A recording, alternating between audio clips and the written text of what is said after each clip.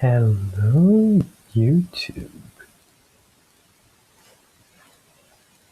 How are we doing today?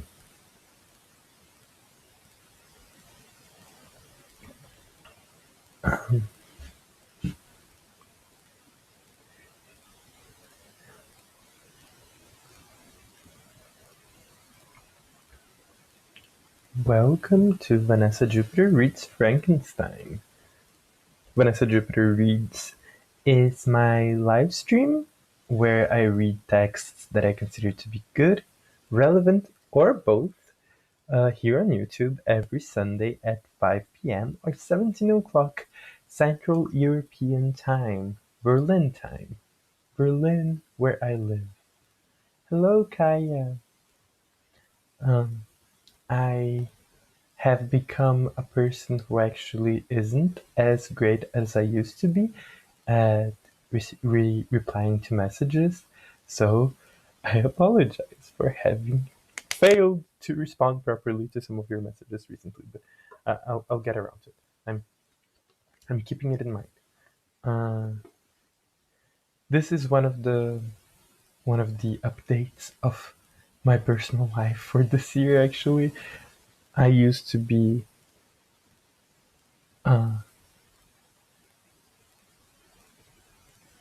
remarkably good at responding to messages back in my youth, or even not back in my youth, like back last year. Um, but I have become less good lately, which is what happens when there's a global pandemic and we decide to produce a movie in the middle of it. But in any case, hello, how are we doing today? Yeah, it's so there's a little bit of like a storytelling going on with the makeup. I don't know. I don't like this is something that I find exciting actually. Like that. I'm not sure if like it's possible to notice it very well given the camera quality and also not having a great eye for makeup. I don't know. The basically the makeup pattern that I've been doing for every Victor narrated chapter is the exact same. The only thing that changes each time are the colors. And last week we did the whole like sickly look, and right now you can see that Victor is a bit healthier again. and and the hat is also something that appeared in the first Victor narrated chapter, and now like again like I'm going back to it because it's like the return to Geneva and stuff. So like I'm trying to like add a little bit of theater into our live streams. Um, and obviously, if anybody here knows what's about to happen in the narrative, then you can get excited about like a big shift in my makeup coming very soon to be expected. Um, but no spoilers. I'm not going to say what's about to happen in the narrative, but I'll just say that I'm going to have to do a massive shift in my makeup very soon, which is very exciting. Uh, Today I was like trying to think of like what's coming. Um, in any case, what do you remember from the previous weeks? Like, where are we in Frankenstein's story? What have we learned so far?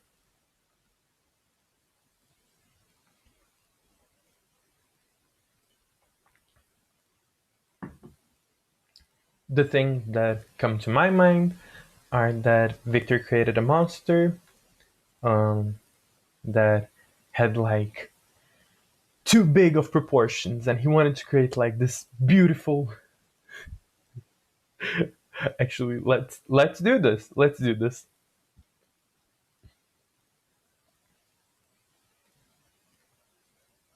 Yay! Me and making dinner on Sunday seems to become a tradition for me. That's great. I'm really happy. And speaking of tradition, we are not going to take breaks for Christmas or New Year's or anything. And so, like, we're going to continue. I haven't double checked yet. I believe that it's going to be the 27th, the 3rd, and the 10th. So I'm not going to fall in any of those like really crucial days. But I'm like, if you expect me to be taking breaks for like for Christmas or New Year's, forget it. We're, we're doing it every Sunday. Um, yes, he made his creature, but he hates it. I'm going to say this. This is like a little bit of a hot take that we haven't mentioned so far, but the fact that Victor really wanted to create this perfect masculine form of big and like muscular and everything is itself yet another kind of interesting thing to analyze through a queer lens in Frankenstein. That Victor's like obsessed with the male form specifically, or like what we traditionally understand as the male form.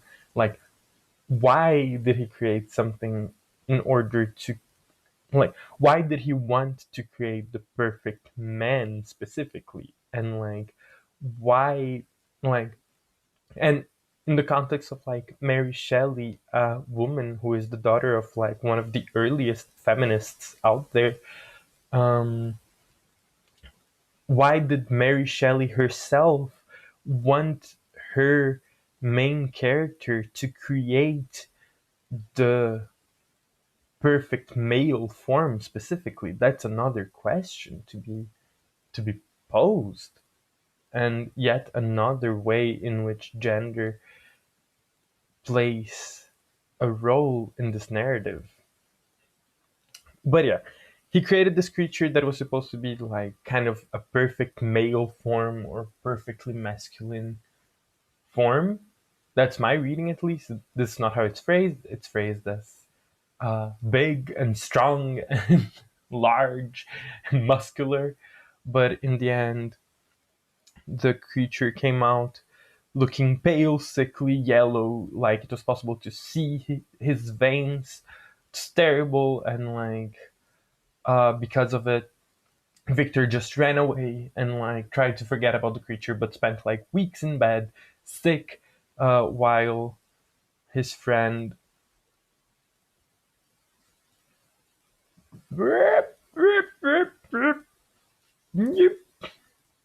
um his friend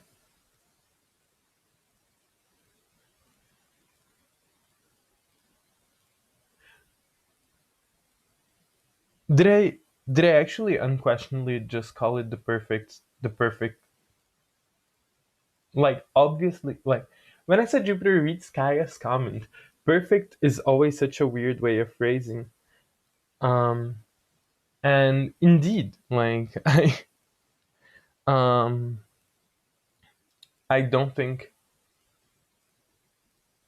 I don't think perfect should be the way that this is being expressed. Like, I obviously don't think that there's such a thing as a perfect form, either male, female, or human. Um, and yeah, apologies for having unquestioningly just re regurgitated this. Um, but this is Victor's goal. This is Victor Frankenstein, the man's goal. And yeah, Clerval nursed him back to life. We ship Clerval and Victor, obviously, as we should. and and then and now he should be returning to Geneva to his parents. And like a lot of characters from Geneva are going to be coming back in the next couple of chapters. So I think that the book does a good job of reminding us of who these people are. So I'm not going to be dwelling too much on giving background on them. But let's do it. Let's jump right in. Chapter 7. On my return, I found the following letter from my father.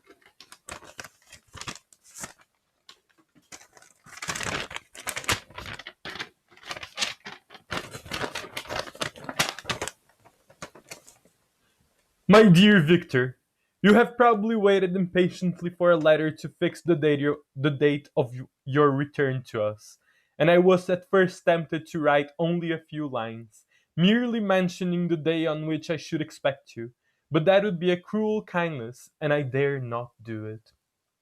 What would be your surprise, my son, when you expected a happy and glad welcome, to behold, on the contrary, tears and wretchedness? And how, Victor, can I relate our misfortune? Absence cannot have rendered you callous to your joys and griefs. And how shall I inflict pain on my long absent son? I wish to prepare you for the woeful news, but I know it is impossible. Even now, your eyes skim over the page to seek the words which are to convey to you the horrible tidings. William is dead. That sweet child whose smiles delighted and warmed my heart, who was so gentle yet so gay. Victor, he is murdered. I will not attempt to console you, but will simply relate the circumstances of the transaction. Last Thursday, May 7th, I, my niece, and your two brothers went to walk in Plampala. The evening was warm and serene, and we prolonged our walk farther than usual. It was already dusk before we thought of returning, and then we discovered that William and Ernest, who had gone on before, were not to be found. We accordingly rested on a seat until they should return. Presently Ernest came, and inquired if we had seen his brother. He said that he had been playing with him, that William had run away to hide himself, and that he vainly sought for him, and afterwards waited for a long time, but that he did not return. This account rather alarmed us, and we continued to search for him until night fell, when Elizabeth conjectured that he might have returned to the house. He was not there. We returned again with torches, for I could not rest, when I thought that my sweet boy had lost himself, and was exposed to all the damps and dews of the night. Elizabeth also suffered extreme anguish. About 5 in the morning I discovered my lovely boy, whom the night before I had seen blooming and active in health, stretched on the grass, livid and motionless. The print of the murderer's finger was on his neck. He was conveyed home, and the anguish that was visible in my countenance betrayed the secret to Elizabeth. She was very earnest to see the corpse. At first, I attempted to prevent her, but she persisted, and entering the room where it lay, hastily examined the neck of the victim, and clasping her hands, exclaimed, "Oh God! I have murdered my darling child!"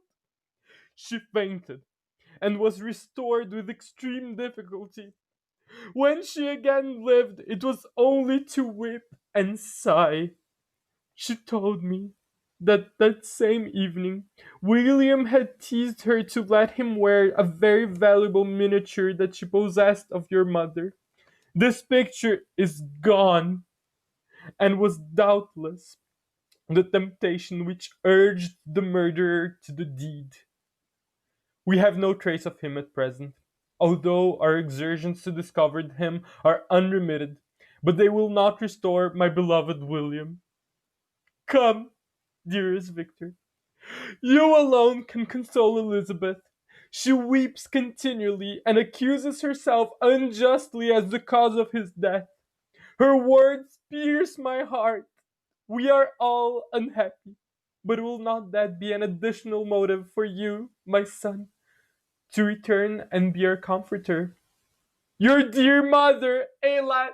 Victor, I now say, thank God she did not live to witness the cruel, miserable death of her youngest darling.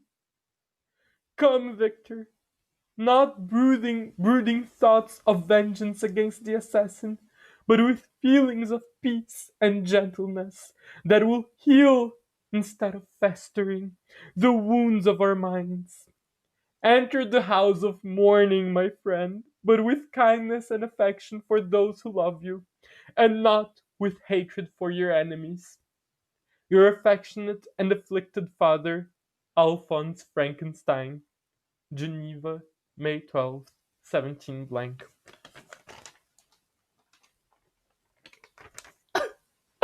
Ah.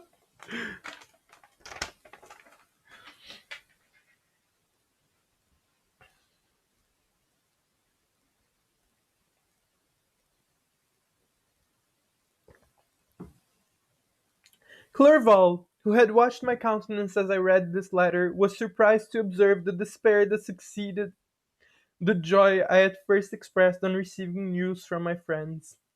I threw the letter on the table and covered my face with my hands. "My dear Frankenstein!" exclaimed Henry when he perceived me weep with bitterness. "Are you always to be unhappy?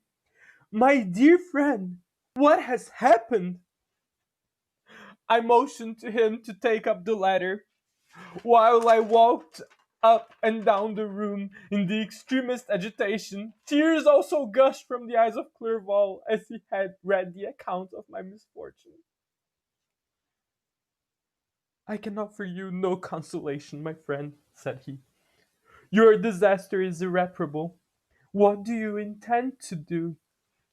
"To go instantly to Geneva. Come with me, Henry, to order the horses." During our walk, Clerval endeavored to say a few words of consolation. He could only express his heartfelt sympathy. "Poor William," said he, "dear lovely child, he now sleeps with his angel mother. Who that had seen who that had seen him bright and joyous in his young beauty, but must weep over his untimely loss?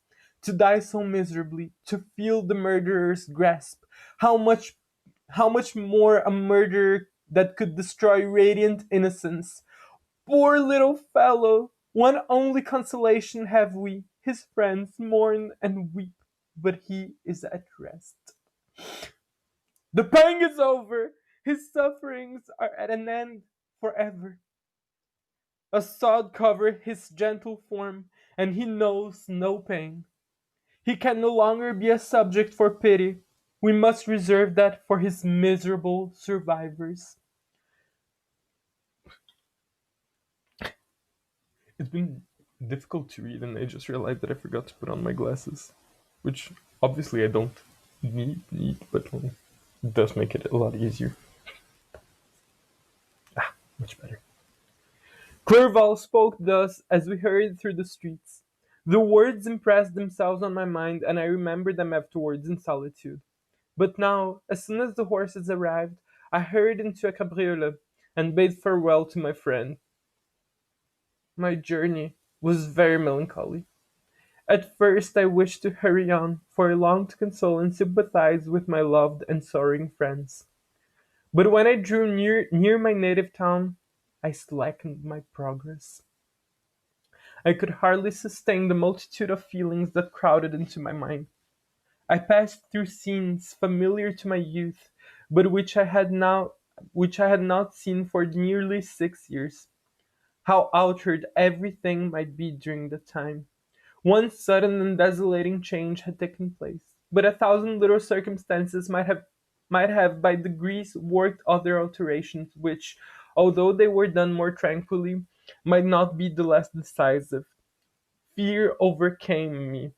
I dared no advance, dreading a thousand nameless evils that made me tremble, although I was unable to define them. I remained 2 days at Lausanne in this painful state of mind. I contemplated the lake, the waters were placid, all around was calm, and the snowy mountains, the palaces of nature, were not changed. By degrees, the calm and heavenly scene restored me. Sorry. By degrees, the calm and heavenly scene restored me, and I continued my journey towards Geneva. The road ran by the side of the lake, which became narrower as I approached my native town. I discovered more distinctly the black sides of Jura and the bright summit of Mont Blanc. I wept like a child. Dear mountains, my own beautiful lake, how do you welcome your wanderer? Your summits are clear, the sky and lake are blue and placid. Is this to prognosticate peace or to mock at my unhappiness? I fear, my friend, that I shall render myself tedious by dwelling on these preliminary circumstances, but they were days of comparative happiness, and I think of them with pleasure. My country, my beloved country, who but a native can tell the delight I look in again beholding thy streams, thy mountains, and, more than all, thy lovely lake? Yet, as I drew nearer home, grief and fear again overcame me. Night also closed around, and when I could hardly see the dark mountains, I felt still more gloomily. The picture appeared a vast and dim scene of evil, and I foresaw obscurely that I was destined to become the most wretched of human beings. Alas, I prophesied truly, and failed only in one single circumstance, that in all the misery I imagined and dreaded, I did not conceive the 100th part of the anguish I was destined to endure. It was completely dark when I arrived in the environs of Geneva. The gates of the town were already shut, and I was obliged to pass the night at Secheron, a village at the distance of half a league from the city. The sky was serene, and, as I was unable to rest, I resolved to visit the spot where my poor William had been murdered. As I could not pass through the town, I was obliged to cross the lake in a boat to arrive at Pampelune. During this short voyage I saw the lightning playing on the summit of Mont Blanc in the most beautiful figures. The storm appeared to approach rapidly, and, on landing, I ascended the low hill, that I might observe its progress. It advanced, the heavens were clouded, and I soon felt the rain coming slowly in large drops, but its violence quickly increased. I quitted my seat and walked on, although the darkness and storm increased every minute, and the thunder burst with a sorry. I quitted my seat and walked on, although the darkness and storm increased every minute, and the thunder burst with a terrific crash over my head. It was, oh, sorry, I'm going to try again from the beginning of this paragraph. I quitted my seat and walked on, although the darkness and storm increased every minute, and the thunder burst with a terrific crash over my head. It was echoed from Salève, the Jura, and the Alps of Savoy. Vivid flashes of lightning dazzled my eyes, illuminating the lake, making it appear like a vast sheet of fire. Then, for an instant, everything seemed of a pitchy darkness, until the eye recovered itself from the preceding flash. The storm, as is often the case in Switzerland, appeared at once in various parts of the heavens. The most violent storm hung exactly north of the town, over the part of the lake which lies between the promontory of Bellerive and the village of Coppet.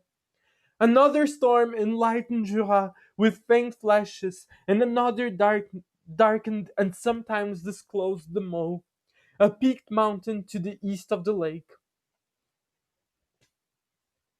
While I watched the tempest, so beautiful yet terrific, I wandered on with a hasty step.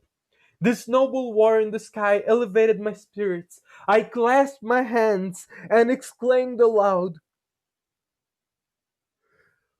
William, dear angel, this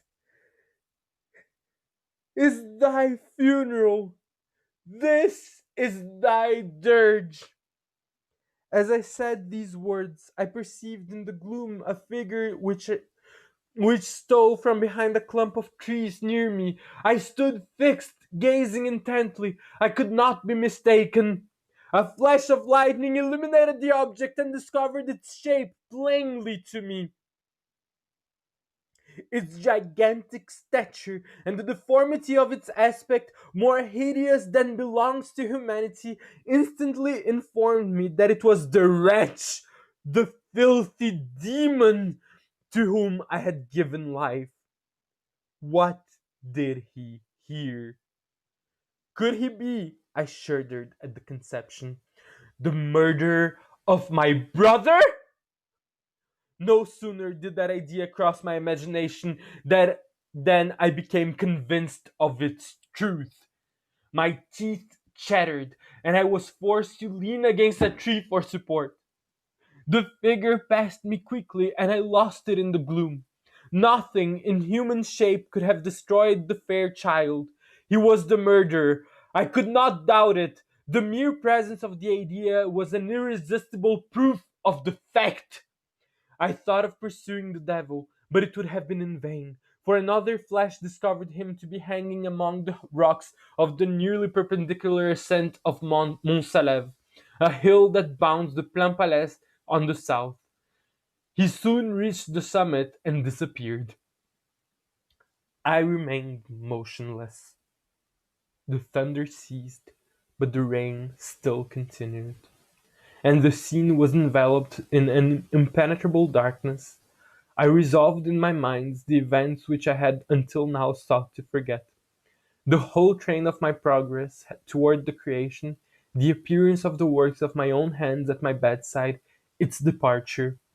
2 years had now nearly elapsed since the night on which he first received life. And was this his first crime? Alas! I had turned loose into the world a depraved wretch, whose delight was in carnage and misery. Had he not murdered my brother? No one can conceive the anguish which I suffered during the remainder of the night, which I spent cold and wet in the open air. But I did not feel the inconvenience of the weather. My imagination was busy with scenes of evil and despair. I considered the being whom I had cast among mankind, and endowed with the will and power to effect purposes of horror, such as the deed which he had now done. Merely in the light of my own vampire, my own spirit let loose from the grave and forced to destroy all that was dear to me. Day dawned, and I directed my steps towards the town. The gates were open, and I hastened to my father's house. My first thought was to discover what I knew of the murderer, and cause instant pursuit to be made. But I paused when I reflected on the story that I had to tell. A being who I myself had formed and endued with life had met me at midnight among the precipices of an inaccessible mountain.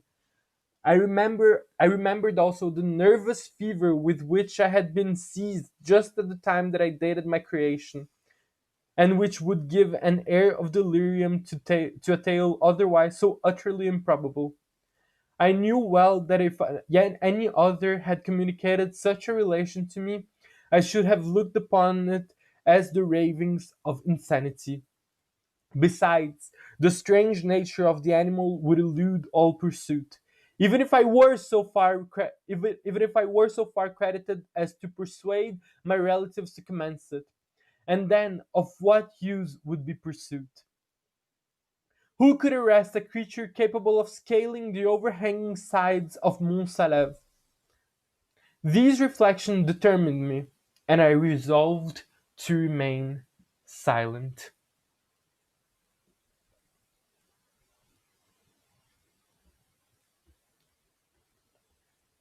It was about 5 in the morning when I entered my told the servants not to disturb the family, and went into the library to attend their usual hour of rising. 6 years had elapsed, passed in a dream but for one indelible trace, and I stood in the same place where I had last embraced my father before my departure for Ingolstadt. Beloved and venerable parent, he still remained to me. I gazed on the picture of my mother, which stood over the mantelpiece. It was an historical object, painted at my father's desire, and represented Caroline Beaufort in an agony of despair, kneeling by the coffin of her dead father. Her garb was rustic, and her cheek pale, but there was an air of dignity and beauty that hardly permitted the sentiment of pity. Below this picture was a miniature of William, and my tears flowed when I looked upon it. While I was thus engaged, Ernest entered. He had heard me arrive and hastened to welcome me. "Welcome, my dearest Victor," said he. "Ah, I wish you had come 2 months ago, and then you would have found us all joyous and delighted. You come to us now to share a misery which nothing can alleviate. Yet your presence will, I hope, revive our father, who seems sinking under his misfortune, and your persuasions will induce poor Elizabeth to cease her vain and tormenting self-accusations. Poor William! He was our darling and our pride." Tears unrestrained fell from my brother's eyes. A sense of mortal agony crept over my frame. Before, I had only imagined the wretchedness of my desolated home. The reality came on me as a new and a not less terrible disaster. I tried to calm Ernest. I inquired more minutely concerning my father, and her I named my cousin. "She most of all," said Ernest, "requires consolation. She accused herself of having caused the death of my brother, and that made her very wretched. But since the murderer has been discovered—" "The murderer discovered! Good God! How can that be? Who could attempt to pursue him? It is impossible. One might as well try to overtake the winds or confine a mountain stream with a straw. I saw him too. He was free last night." "I do not know what you mean," replied my brother in accents of wonder. "But to us the discovery we have made completes our misery. No one would believe it at first, and even now Elizabeth will not be convinced, notwithstanding all evidence. Indeed, who could credit that Justine Moritz, who was so amiable and fond of all the family, could suddenly become so capable of so frightful, so appalling a crime?" "Justine Moritz! Poor girl! Is she the accused? But it is wrongfully. Everyone knows that. No one believes it. Surely, Ernest." "No one did at first. But several circumstances came out that have almost forced conviction upon us. And her own behavior has been so confused as to add to the evidence of facts a weight that, I fear, leaves no hope for doubt. But you will be tried today, and you will then hear all." He then related that, the morning on which the murder of poor William had been discovered, Justine had been taken ill and confined to her bed for several days. During this interval, one of the servants, happening to examine the apparel she had worn on the night of the murder, had discovered in her pocket the picture of my mother, which had been judged to be the temptation of the murderer. The servant instantly showed it to one of the others, who, without saying a word to any of the family, went to a magistrate, and, upon their deposition, Justine was apprehended. On being charged with the fact, the poor girl confirmed the suspicion in a great measure by her extreme confusion of manner. This was a strange tale, but it did not shake my faith, and I replied earnestly, "You are all mistaken. I know the murderer, Justine. poor, good Justine is innocent. At that instant my father entered. I saw unhappiness deeply impressed on his countenance, but he endeavored to welcome me cheerfully, and, after we had exchanged our mournful greeting, would have introduced some other topic than that of our disaster, had not Ernest exclaimed, "Good God, Papa!" Or, this is a French speaking place. "Good God, Papa!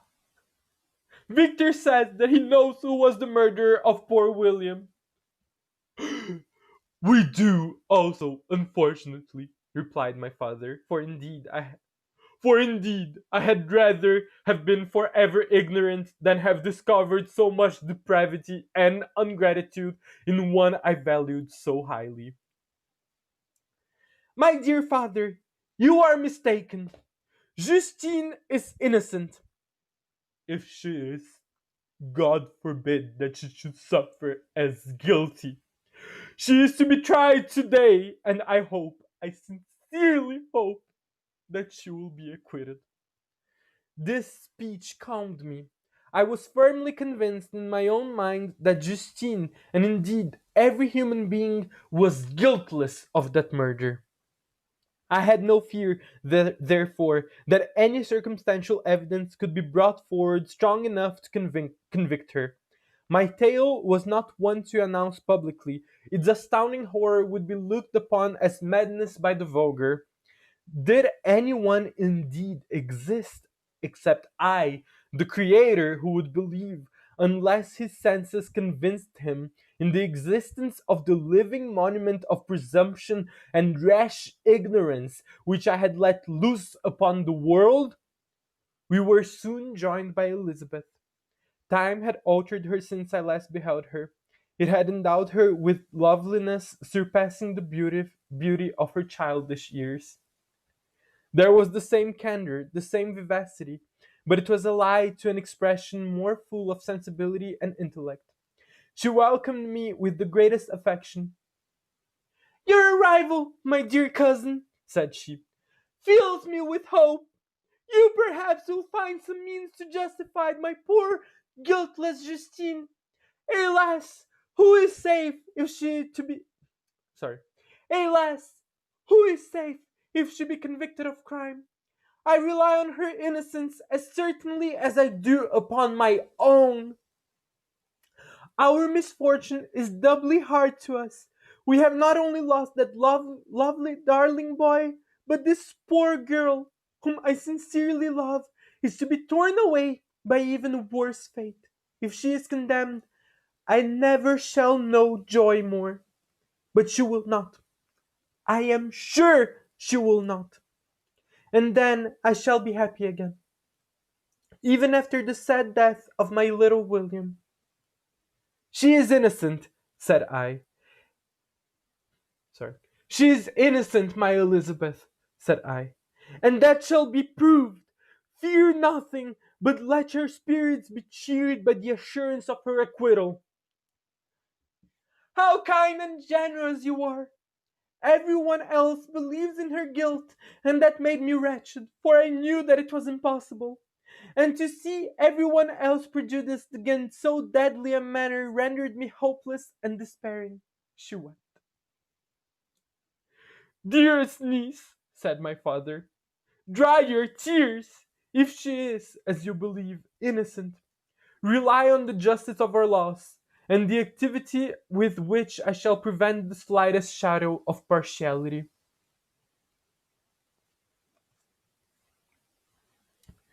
Whew.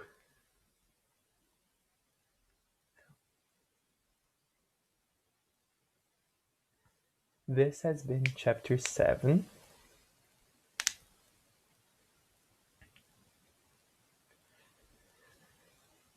So finally, we have a murder, which is obviously so exciting.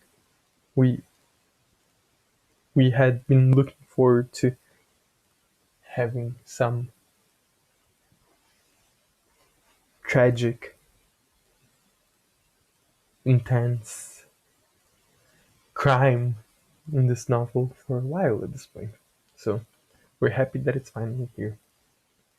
And apparently, who killed William? Was it Justine, or was it the wretch created by Victor Frankenstein?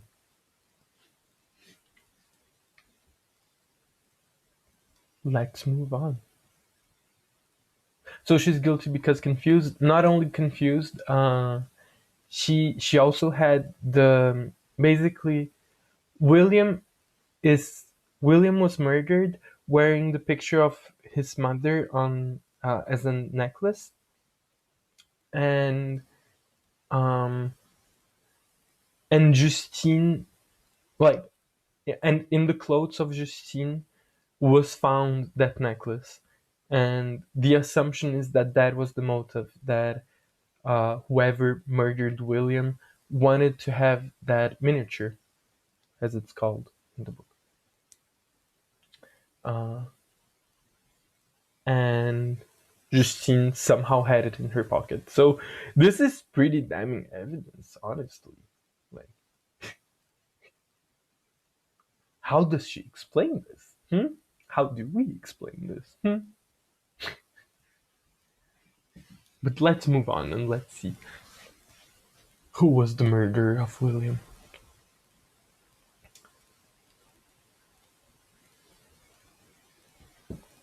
Um, that being said, I don't know if my reading today is a bit worse. I feel like I didn't put as much emotion in the narration.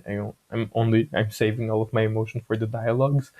Um, if it's being super difficult to follow because of the way I'm reading, I apologize. And like, if you want to give me directions, go ahead. And if you want me to repeat some paragraphs and stuff like that, please let me know. Chapter 8.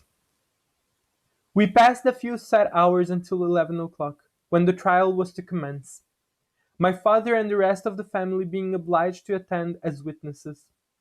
I accompanied them to the court. During the whole of this wretched mockery of justice I suffered living torture. It was to be decided whether the result of my curiosity and lawless devices would cause the death of two of my fellow beings. One a smiling babe full of innocence and joy, the other far more dreadfully murdered, with every aggravation of infamy that could make the murder memorable in horror. Justine also was a girl of merit and possessed qualities which promised to render her life happy. Now all was to be obliterated in an ignominious grave, and I the cause. A thousand times rather would I have confessed myself guilty of the crime ascribed to Justine, but I was absent when it was committed, and such a declaration would have been considered as the ravings of a madman, and would not have exculpated her who suffered through me. The appearance of Justine was calm. She was dressed in mourning, and her countenance, always engaging, was rendered by the solemnity of her feelings exquisitely beautiful. Yet she appeared confident in innocence and did not tremble, although gazed on and exacerbated her for sorry, although gazed on and execrated ah sorry. Nah, nah, nah. Yet she appeared confident in innocence and did not tremble, although gazed although gazed on and execrated by thousands, for all the kindness which her beauty might otherwise have excited was obliterated in the minds of the spectators by the imagination of the enormity she was supposed to have committed. She was tranquil, yet her tranquillity was evidently constrained, and as her confusion had before been adduced as proof of her guilt, she worked up her mind to an appearance of courage. When she entered the court, she threw her eyes round it and quickly discovered where she was seated. A tear seemed to dim her eye when she saw us, but she quickly recovered herself, and a look of sorrowful affection seemed to attest her utter guiltlessness. The trial began, and after the advocate against her had stated the charge, several witnesses were called. Several strange facts combined against her, which might have staggered anyone who had not such proof of her innocence as I had. She had been out the whole of the night on which the murder had been committed, and towards the morning had been perceived by a market woman not far from the spot where the body of the murdered child had been afterwards found. The woman asked her what she did there, but she looked very strangely and only returned a confused and unintelligible answer. She returned to the house about 8 o'clock, and when one inquired where she had passed the night, she replied that she had been looking for the child and demanded earnestly if anything had been heard concerning him. When shown the body, she fell into a violent hysterics and kept her bed for several days. The picture was then produced which the servant had found in her pocket. And when Elizabeth, in a faltering voice, proved that it was the same which, an hour before the child had been missed, she had placed round his neck, a murmur of horror and indignation filled the court. Justine was called on for her defense. As the trial proceeded, her countenance had altered. Surprise, horror, and misery were strongly expressed. Sometimes she struggled with her tears, but when she was desired to plead, she collected her powers and spoke in an audible, although variable voice. God knows, she said, how entirely I am innocent. But I do not pretend that my protestations should acquit me. I rest my innocence on a plain and simple explanation of the facts which have been adduced against me, and I hope the character I have always borne will incline my judges to a favorable interpretation where any circumstance appears doubtful or suspicious.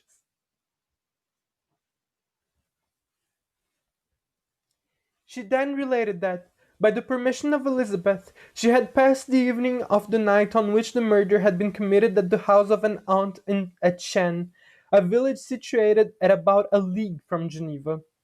On her return, at about 9 o'clock, she met a man who asked her if she had seen anything of the child who was lost. She was alarmed by this account, and passed several hours in looking for him. When the gates of Geneva were shut, and she was forced to remain several hours of the night in a barn belonging to a cottage, being unwilling to call up the inhabitants to whom she was well known. Most of the night she spent here watching.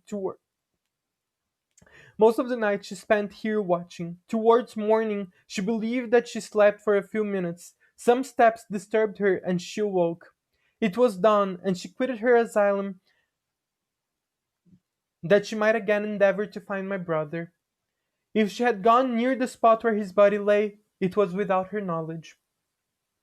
That she had been bewildered when questioned by the market woman was not surprising, since she had passed the sleepless night and the fate of poor William was yet uncertain. Concerning the picture, she could give no account.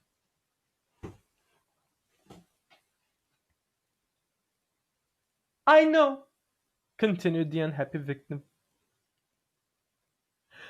how heavily and fatally this one circumstance weighs against me, but I have no power of explaining it.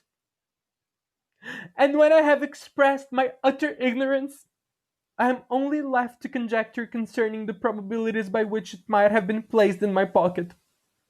But here I am also checked. I believe that I have no enemy on earth, and none surely would have been so wicked as to destroy me wantonly. Did the murderer place it there?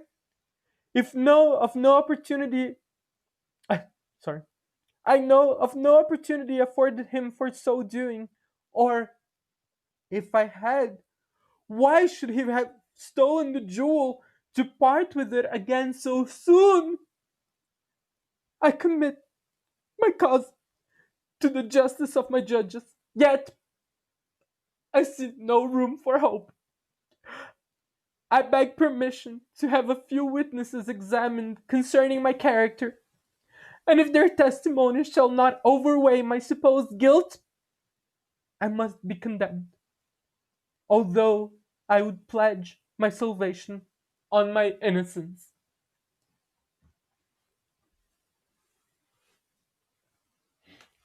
Several witnesses were called who had known her for many years, and they spoke well of her, but fear and hatred of the crime of which they supposed her guilty rendered them timorous and unwilling to come forward.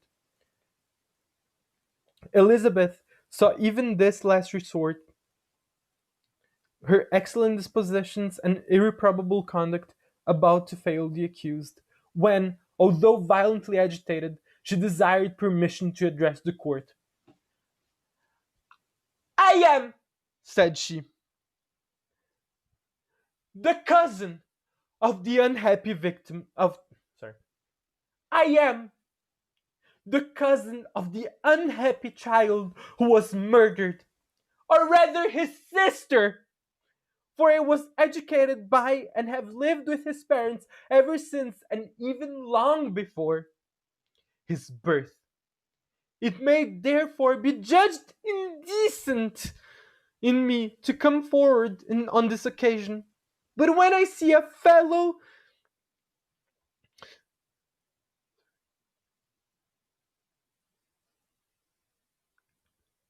But when I see a fellow creature about to perish through the cowardice of her pretended friends, I wish to be allowed to speak, that I may say I know of her character.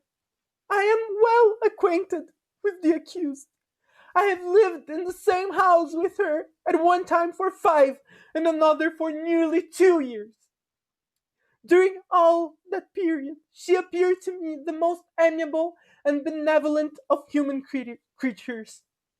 She nursed Madame Frankenstein, my aunt, in her last illness, with the greatest affection and care, and afterwards attended her own mother during a tedious illness in a manner that excited the admiration of all who knew her. After which she again lived in my uncle's house, where she was beloved by all the family.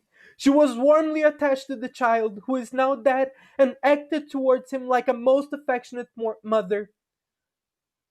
For my own part, I do not hesitate to say that, notwithstanding all the evidence produced against her, I believe and rely on her perfect innocence.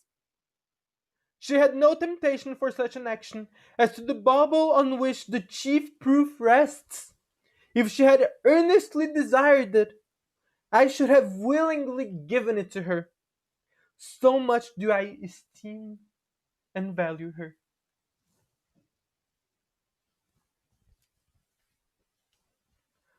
A murmur of approbation followed Elizabeth's simple and powerful appeal, but it was excited by her generous interference, and not in favor of poor Justine, on whom the public indignation was turned with renewed violence, charging her with the blackest ingratitude. She herself wept as Elizabeth spoke, but she did not answer. My own agitation and anguish was extreme during the whole trial. I believed in her innocence. I knew it! Could the demon who had, I did not for a minute doubt, murdered my brother also in his hellish sport, have betrayed the innocent to death and ignominy? Ignominy?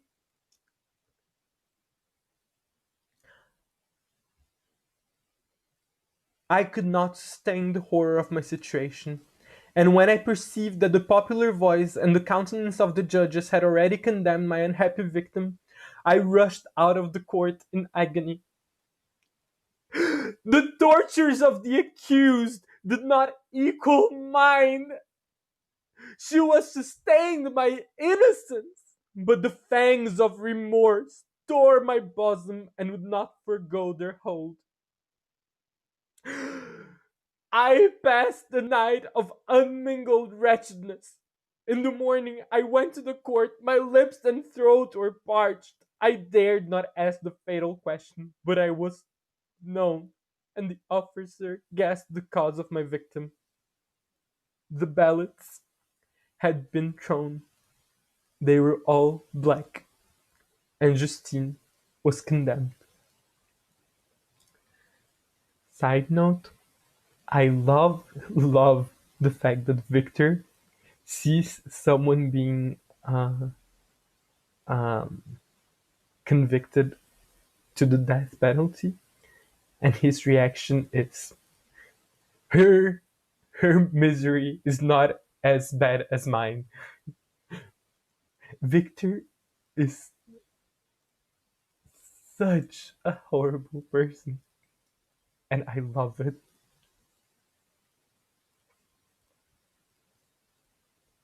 I cannot pretend to describe what I then felt. I had before experienced sensations of horror, and I have endeavored to bestow upon them adequate expressions. But words cannot convey an idea of the heart sickening despair that I then endured. The person to whom I addressed myself added that Justine had already confessed her guilt. That evidence, he observed, was hardly required in so glaring a case. But I am glad of it. And, indeed, none of the judges like to condemn a criminal upon circumstantial evidence, be it ever so decisive. This was strange and unexpected intelligence. What could it mean? Had my eyes deceived me? And was I really as mad as the whole world would believe me to be if I disclosed the objects of my suspicions? I hastened to return home, and Elizabeth eagerly demanded the result. My cousin, replied I. It is decided, as you may have expected. All judges had rather that 10 innocent should suffer than that one guilty should escape. But she has confessed. This was a dire blow to poor Elizabeth, who had relied with firmness upon Justine's innocence. Alas, said she, how shall I ever again believe in human goodness? Justine, whom I loved and esteemed as my sister, how could she put on those smiles of innocence only to betray? Her mild eyes seemed incapable of any severity or guile, and yet she has committed a murder. Soon after, we heard that the poor victim had expressed a desire to see my cousin. My father wished her not to go, but said that he left it to her own judgment and feelings to decide. Yes, said Elizabeth, I will go, although she is guilty, and you, Victor, shall accompany me. I cannot go alone.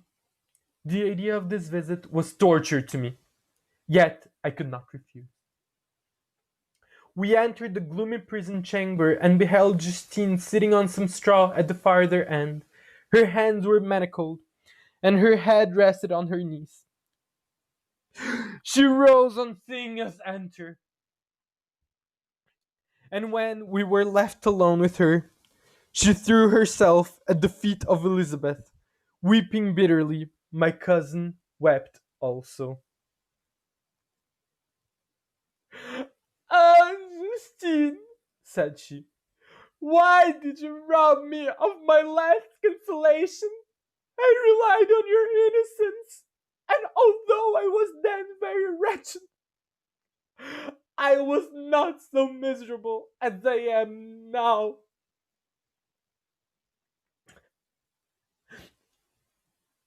And do you also believe that I am so very, very wicked? Do you also join with my enemies to crush me, to condemn me as a murderer? Her voice was suffocated with sobs. Rise, my poor girl, said Elizabeth. Why do you kneel if you are innocent? I am not one of your enemies. I believed you guiltless, notwithstanding every evidence, until I heard that you had yourself declared your guilt. That report, you say, is false, and be assured, dear Justine, that nothing can shake my confidence in you for a moment but your own confession. I did confess, but I confessed the lie. I confessed that I might obtain absolution, but now that falsehood lies heavier at my heart than all my other sins, the God of heaven forgive me. Ever since I was condemned, my confessor has besieged me. He threatened and menaced until I almost began to think that I was the monster that he said I was. He threatened to excommunication. He threatened excommunication and hellfire in my last moments if I continued obdurate. Dear lady, I had none to support me, and looked on me as a wretch doomed to ignominy and perdition. What could I do? In an evil hour, I subscribed to a lie. And now only am I truly miserable. She paused, weeping, and then continued. I thought with horror, my sweet lady, that you should believe your Justine, whom your blessed aunt had so highly honored, and whom you loved, was a creature capable of a crime which none but the devil himself could have perpetrated. Dear William, dear blessed child, I soon shall see you again in heaven, where we shall all be happy, and that consoles me. Going as I am to suffer ignominy in death.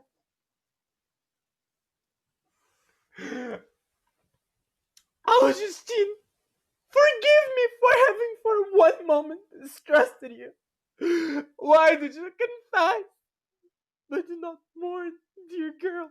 Do not fear. I will proclaim, I will prove your innocence. I will melt the stony hearts of your enemies by my tears and prayers. You shall not die. You, my playfellow, my companion, my sister, perish on the scaffold? No, no! I never could survive so horrible a misfortune. Justine shook her head mournfully. I do not fear to die, she said. That pang is past. God raises my weakness and gives me courage to endure the worst. I leave a sad and bitter world, and if you remember me and think of me as one unjustly condemned, I am resigned to the fate awaiting me. Learn from me, dear lady, to submit in patience to the will of heaven. During this conversation, I had retired to a corner of the prison room where I could conceal the horrid anguish that possessed me. Despair! Who dared talk of that? The poor victim, who on the morrow was to pass the awful boundary between life and death, felt not, as I did, such deep and bitter agony. I gnashed my teeth and ground them together, uttering a groan that came from my inmost soul. Justine started. When she saw who it was, she approached me and said, Dear sir, you are very kind to visit me. You, I hope, do not believe that I am guilty. I could not answer. No, Justine, said Elizabeth. He is more convinced of your innocence than I was, for even when he heard that you had confessed, he did not credit it. I truly thank him. In these last moments, I feel the sincerest gratitude towards those who think of me with kindness. How sweet is the affection of others to such a wretch as I am.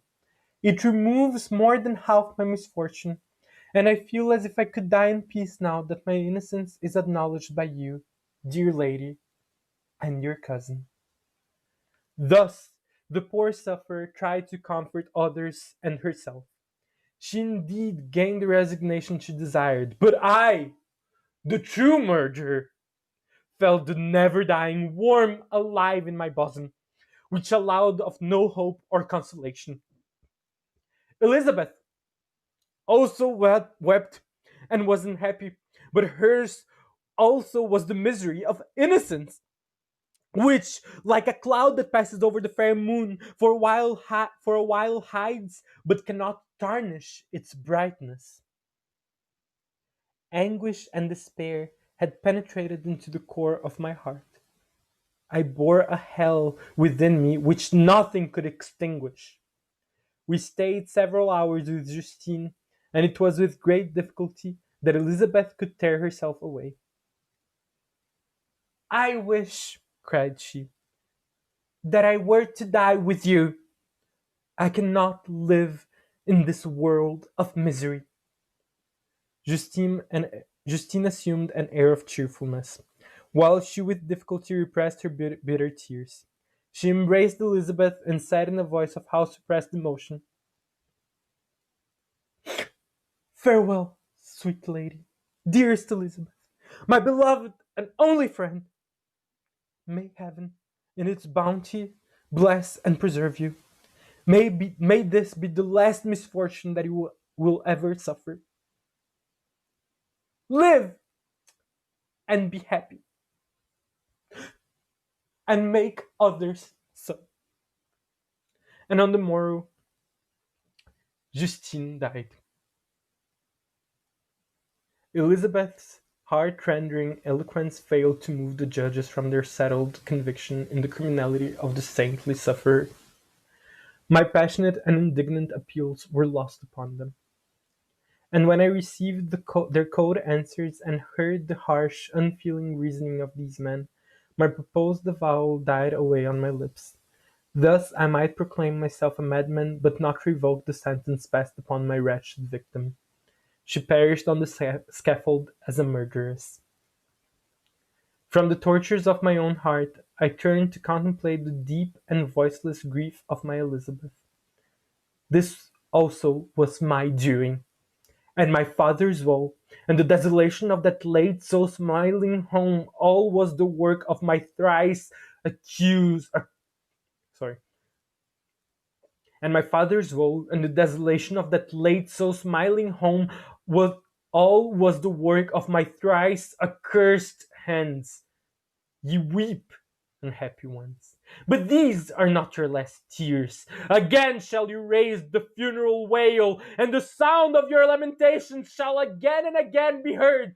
Frankenstein, your son, your kinsman, your early much loved friend, he who would spend each vital drop of blood for your sakes, who has not thought nor sense or of joy except as it is mirrored also in your dear countenances, who would fill the air with blessings and spend his life in serving you. He bids you weep, to shed countless tears, happy beyond his hopes. If thus inexorable fate be satisfied, and if the destruction pause before the peace of the grave had succeeded to your sad torments, thus spoke my prophetic soul, as, torn by remorse, horror, and despair, I beheld those I loved spend vain sorrow upon the graves of William and Justine, the first hapless victims to my unhallowed arts.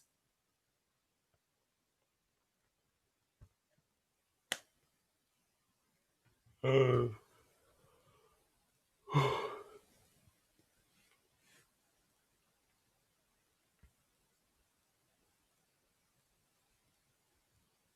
drama, the drama.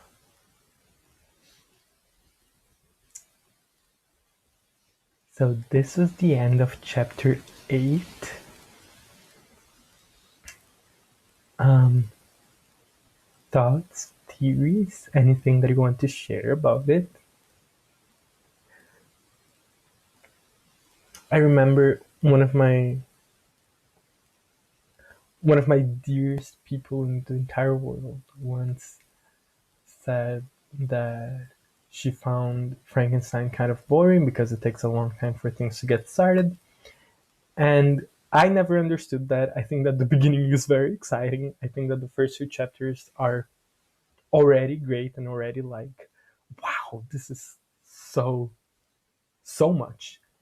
But I think that what is meant, like, whenever people say that Frankenstein takes a long time to start, I think that they mean this. I think that they mean that. I think that it's the the feeling that it takes a third of the novel for the creature to murder someone, and like even then basically it takes an entire third of the novel for the creature to be created, then murder someone, and then like for us to know that the creature actually murdered someone. And I think that now it feels like, now the story is going. And I get that perspective, but to me the story very much starts from the beginning. Like even with the letters, I think that it's already like going, going. Um, and but now now it's not just like going for me, it's going for all of us. Like now there's no more excuse to find this boring. Like there's murder going on, there was like someone convicted for a crime that she didn't commit, and then like hung. We have like a narrator that is constantly upping the game on like how awful he can really be. Like the narcissism of Victor Frankenstein in these chapters is just like off the charts. Like how can someone be that narcissistic that like literally like someone is convicted of a crime and he constantly says this person this person does not know suffering like I know suffering. Like this is the text, this is Victor Frankenstein's personality. Victor Frankenstein's personality is he sees someone being convicted of a crime that she didn't commit, and his first thought is she does not know suffering like I do. I am the most miserable person. It's he is so bad. And then like on top of that, like one of the things that I love about this chapter as well is like the we have already discussed a little bit about the framing of Justine and how she's and whether or not she's the way that she is written could be considered to be classist or not. And I think that this chapter is a moment of like truth, because to me the reading, like to me it's obvious that Justine would not have been convicted if she were a rich woman. And I think that this is part of the text. Victor is gross. Victor is gross. But yeah, but Justine was only committed because there was like this possibility that because she was poor, then she could want to um, to steal from her benefactors. Like this would never have happened to one of the rich characters. Never. The only reason why Justine is convicted is because of her class, and to me, there's like the whole question of like how, like how much is this the text and how much is this just like Mary Shelley not being not having like a good awareness of class. But in this chapter, I feel like Mary Shelley has a great grasp on class and a great grasp on like unfair judgment and unfair treatment by the law systems. Um, so thoughts, theories. I think that those are my biggest things that I wanted to mention. Um, please start typing your thoughts and theories so I can react to them and continue discussing. And while you're doing that, I'm going to say that something quite sad has happened. I wrote an essay about about Elizabeth as a character and about like her role in the story, and defending that like Elizabeth is a more interesting character than she's often credited to be. And I wrote this probably five years ago or so. And today I finally looked it up, and it has been completely lost. I know I know that I said things that were interesting in it, but I cannot remember what it was. Um, I also know that I wrote it after having reread the entire book very recently, which I haven't yet. I have not reread the entire book, so I don't know if the things that are coming later are going to influence my perspective on Justine a lot more. Not Justine, sorry, Elizabeth, a lot more. For now, I'm going to say that I think that this is an amazing Elizabeth chapter. Um, the and I do begrudge people who say that Elizabeth is just like this weakling, uh, because she very much is not. Like, she doesn't have like a massive role in the story. I would agree with that. But in this chapter, she is going against everybody. Like, Elizabeth is the character moving, like, trying to like make things right in this chapter. And without her, like without Elizabeth's forcefulness and forceful personality, these last two chapters would literally not have been interesting. These last two chapters are only interesting because of Elizabeth. And yeah, like I think that Elizabeth is um one of my favorite characters who are not who prove, like, I don't think that strength is necessarily a good thing in characters. I think that it's more important for characters to be cohesive and to have like an importance to the plot than for them to be good or strong. I love good and strong characters, but I don't think that that's super important. And I think that Elizabeth is a character who is so often dismissed because she's weak, because she is um,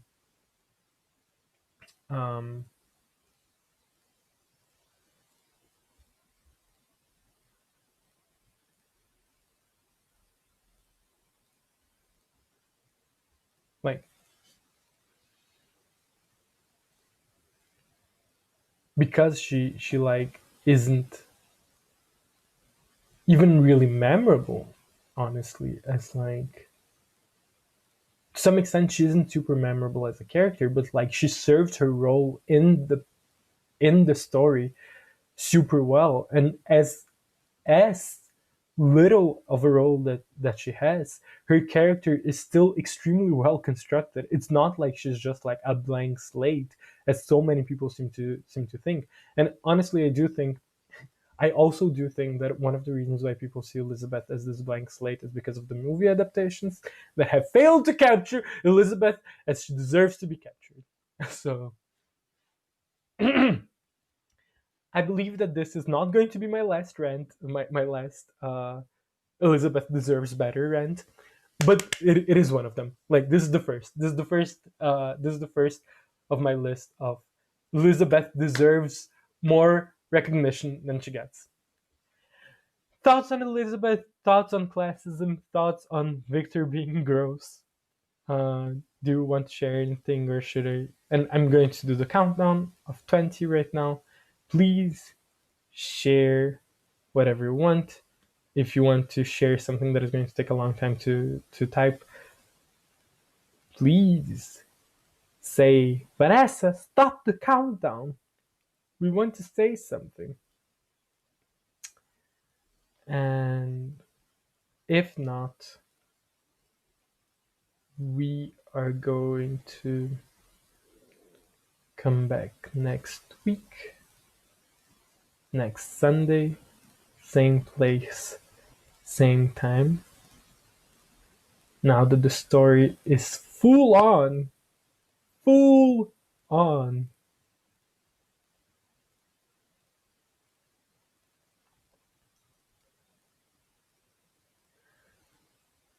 So thank you so much for having been part of this. Thank you, Kaya, for having been the person to keep the chat going.